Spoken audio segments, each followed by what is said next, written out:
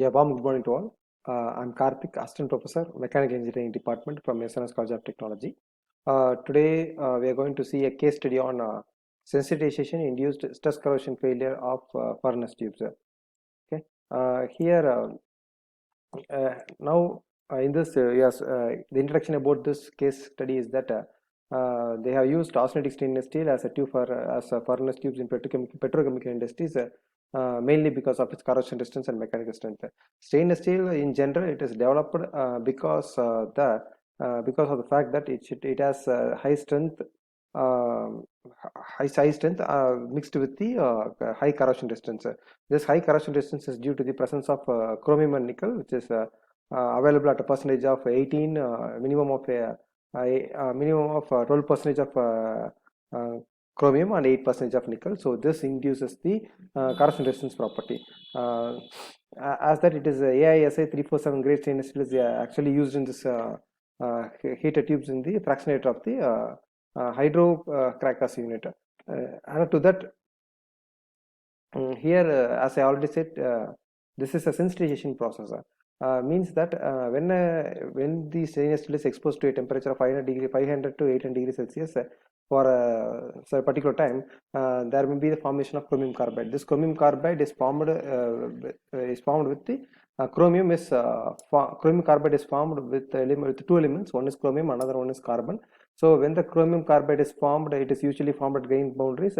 So when the chromium carbide is formed at grain boundaries, means that it is taking or it is depleting the chromium adjacent to the grain boundaries.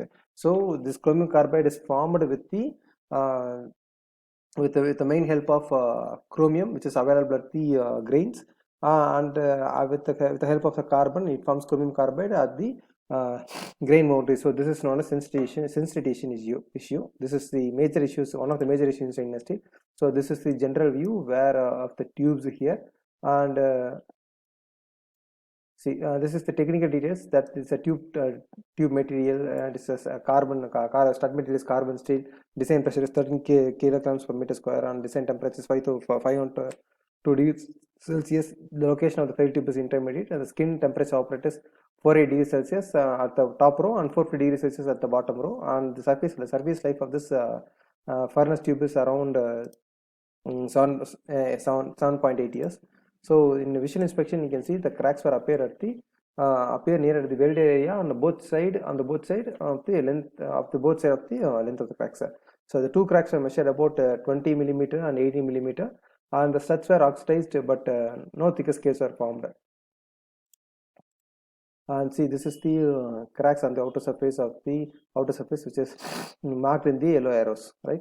So on the inner surface you can see in the inner surface of the tubes you can see a layer of porous cracked and black color deposits of black deposits of 5-inch width, and the cracks were actually below the layer, and it is made out visual. So there is no deep cracks or which is available, which is can be seen with the naked eye. So see, these are the deposits that occurs at the inner walls. So in the XRD process, you can see it is observed that we can see a deposit of graphite and sulfide oxide compounds, and due to this formation, you can see this is the graphite and the sulfur oxide peaks, and this is the austenite peaks, which is taken by the help of XRD. And the chemical analysis, it is observed that it is stabilized as austenitic steel, and it is the carbon content is slightly higher and the niobium content is slightly lower with the help when it is measured with the ASI 347, and the inner walls are chemically analyzed, and this is collects with the XRD results. And in the fractography you can see the intergranular cracking, which is marked here. See, this is intergranular cracking that is formed throughout the fracture faces, and the micro cracks are also visible. This is the micro cracks also which are visible during the or formed during the failure.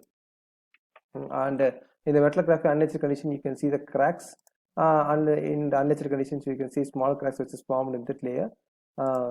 And in the metallography natural condition, which is etched using oxalic acid, you can see thicker cracks due to the corrosion failure. It is formed in between the grains, so it is known as intergranular cracking, and it is formed due to the sensitization nature. Here the carbon steel shows the ferrite pearlite structure. The pearlite structure is degraded with the significant extent, revealing by the spreadation of pearlitic region, and the indicated material experiences to 480 degrees Celsius. So in particular, we can say this reason for cracking is that cooling on cooling to the room temperature in a sulfate contained environment that exists in the refining operation. The sulfate reacts with the moisture and oxygen to form the polyethylenic acid, which attacks the sensitive grain molecules. Under the condition, the intergranular cracking forms from the intergranular cracking forms due to the sensitization nature.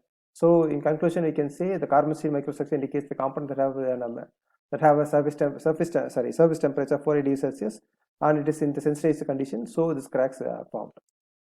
And these cracks are brittle intergranular, and the sulfur-rich corrosion products identify the pits and fractured surfaces. The intergranular cracks actually originate in the inner wall side and from the pit sides, and the fracture occurs during the shutdown process.